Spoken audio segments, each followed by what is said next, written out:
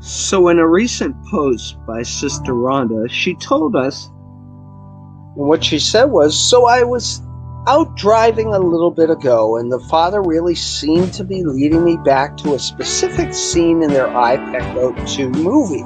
And I feel like I've been given more understanding on their timeline they're working right now." And this is a picture of the scene that she was led to and reminded of. And Sister Ronda wrote, "Is she the flower moon eclipsing the sun, which will take place June 10th. And if you will take note, she's within that golden circle, which could be a representation of the sun, and she being the flower moon, the rose moon. Notice the rose in her hair. Now, what I also notice is the ones behind her. There seem to be 12. If you notice, there's 1, 2, 3, 4, 5, and she's in front of the 6, 7, 8. The two heads joined together, 9 and 10, 11 and 12. 12 months. So if those represent months, then the 6th month is when she is, which on the Gregorian calendar is the month of June. And on the Enochian calendar, it's the month of SIVAN, the 3rd month. And if you remember what SIVAN means, it means they're covering. And what does covering mean? It means to cover, conceal, hide, clothe, closed, as in door closed. And again, Father has told us, "I'm coming at the sound of the trumpet. I'm coming to redeem my own. Listen for me, child. Know that I am at the door, about to open it. You have taught them well for those who would listen. Many will come, but many will be left behind. For 10 days I will gather my people, and then I will shut the door. The time is now. Pray for the redemption of my people." Although this was postponed, I do believe that the process of the 10 days still remains. So if this process still remains, and with Sister Ronda indicating that the eclipse of the sun by the moon takes place on June 10th, 10 days prior would be June 1st. So on God's calendar, this first day of June would be the 13th day of the 3rd month.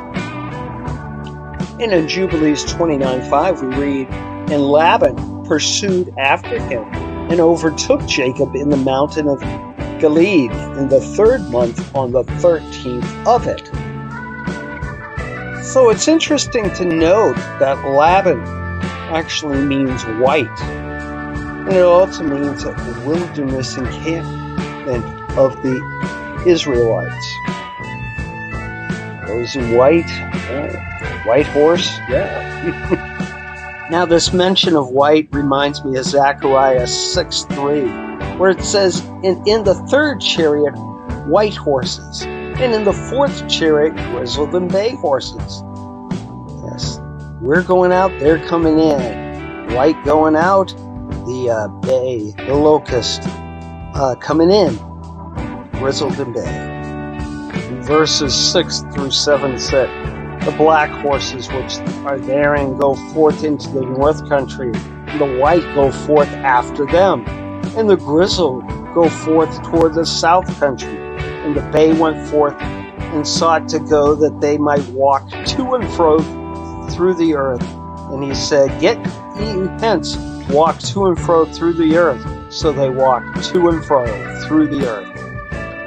Don't I love verse 8? It says, "Then cried he upon me and spoke unto me, saying, Behold, these that go towards the north country have quieted my spirit in the north country." What a great joy. We have quieted Yahuwah's spirit in the north country. So I've mentioned Hosea 6, 1 through 3, where it says, "Come and let us return to the Lord, For he is torn, but he will heal us. He is stricken, but he will bind us up. After 2 days he will revive us. On the third day he will raise us up, that we may live in his sight. Let us know, let us pursue the knowledge of the Lord. His going forth is established as the morning. He will come to us like the rain, like the latter and former rain to thee. So if we are to go with the 13th as a starting date, 3 days in could be 13th, 14th to the 15th day of the third month. So do you remember that in my last study, that by following a prophetic timing of only 30 days per month, that I thought I found day number 1,290 and 1,335 mentioned in Daniel 12. And that the counting of these days started on September 19th, 2017, when the moon had just entered the constellation of Virgo and started to make her way down the constellation to her feet. So what I learned was, when looking at Revelation 12:1, the mention of the moon under her feet is from G2736, meaning of temporal succession, downwards. So the moon began its downward movement towards her feet on September 19th. And so that date on God's calendar of September 19th, 2017 was the celebration of Rosh Hashanah. And as Sister Sherry has told us, that is the timing of when Yahushua was born. So that would have been the anniversary date of Yahushua's birthday. So I explained on the prophetic calendar of only 30 days each, the first step would be to count out 3 years of 30 days in each month. 30 times 12 times 3, 1,080 days, which would then bring you back to Rosh Hashanah of that year. Next step, from the first day of the 7th month to the 30th day of the first month, is a total of 7 full 30-day months. 7 times 30 equals 210 days. And that day would be 1,290, the 30th day of the first month, which matched with April 19th on the Gregorian calendar.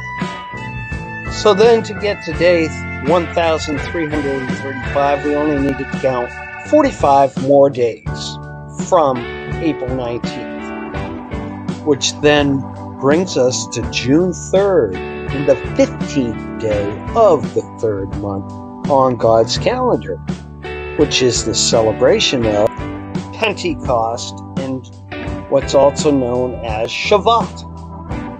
Day number 50 of counting the Omer. Blessed is he that waiteth and cometh to the 1,305 and 30 days. Daniel 12:12.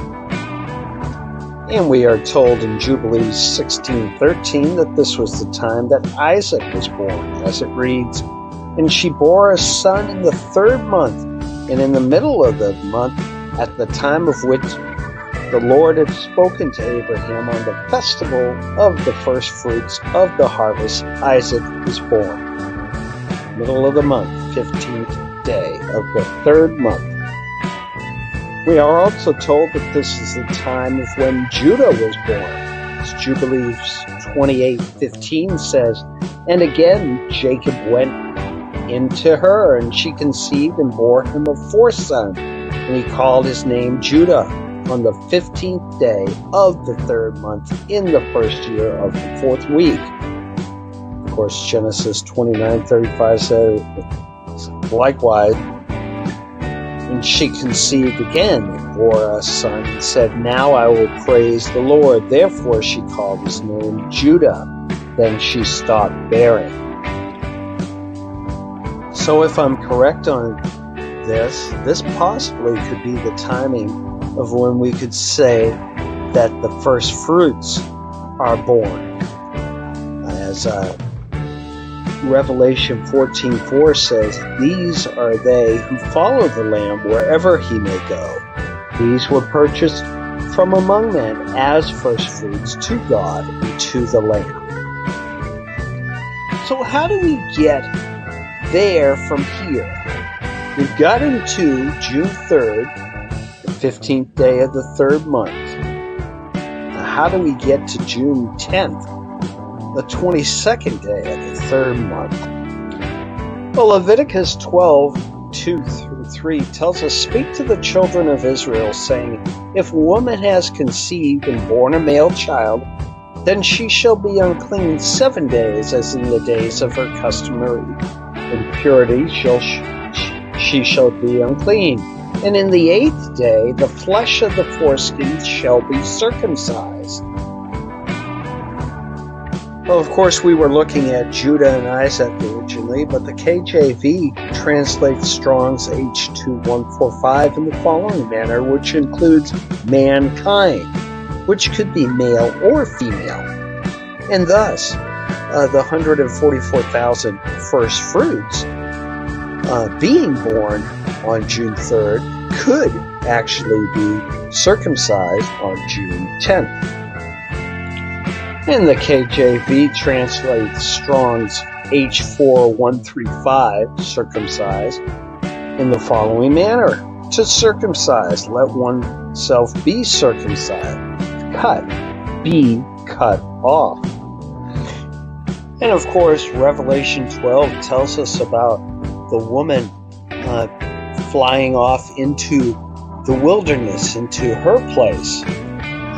Her place is the place prepared by Yahushua, which I believe is Zion and the second son, EB. So indeed, cut off from the rest of the world. And as in the days of Noah, Genesis 9:11 tells us, "I establish my covenant with you, that never again shall all flesh be cut off by the waters of the flood, and never again shall there be a flood to destroy the earth." And now in Matthew 24:22, we can now read and understand when it says, "And except those days should be shortened, there should be no flesh saved. But for the elect's sake, those days shall be shortened." Indeed, we are taken out, cut off, taken out of the world. We are saved. We are redeemed. Now, not only would the 22nd day of the third month be the timing in history of when Isaac and Judah were circumcised, but it is also the timing in history of when Moses entering into the middle of the cloud as he began the 40 days and 40 nights. And also this was the first day of the 40 days and 40 nights of fasting. And how we know this is Jubilees 1:1-4 tells us, "And it came to pass in the first year of the exodus of the children of Israel out of Egypt, in the third month, on the 16th day of the month, that God spoke to Moses, saying, Come up to me on the mount, and I will give you 2 tables of stone of the law and of the commandment, which I have written, that you may teach them." And Moses went up into the mount of God, and the glory of the Lord abode on Mount Sinai, and a cloud overshadowed it 6 days. And he called to Moses on the 7th day out of the middle of the cloud, and the appearance of the glory of the Lord was like a flaming fire on the top of the mount. And Moses was on the mount 40 days and 40 nights.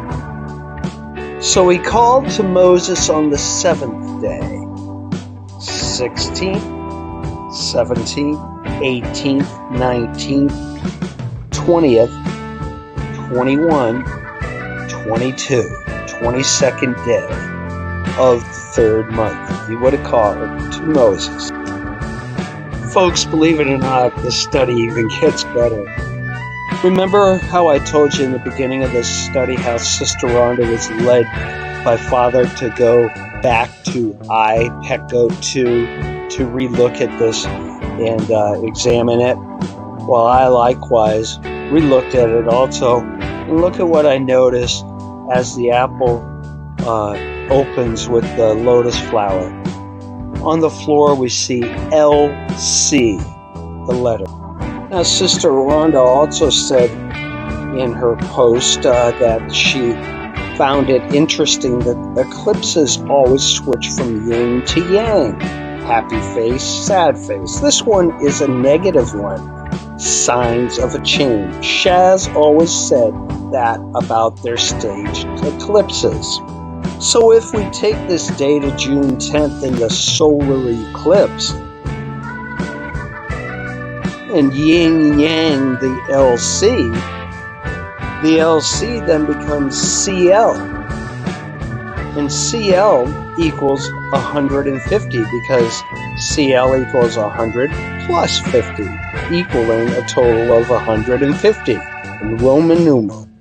Revelation 9:10, and they had tails like to scorpions, and there were stings in their tails, and their power was to hurt men 5 months, 150 days. Yes, 5 months. As always, it's been a pleasure contemplating these thoughts and ideas.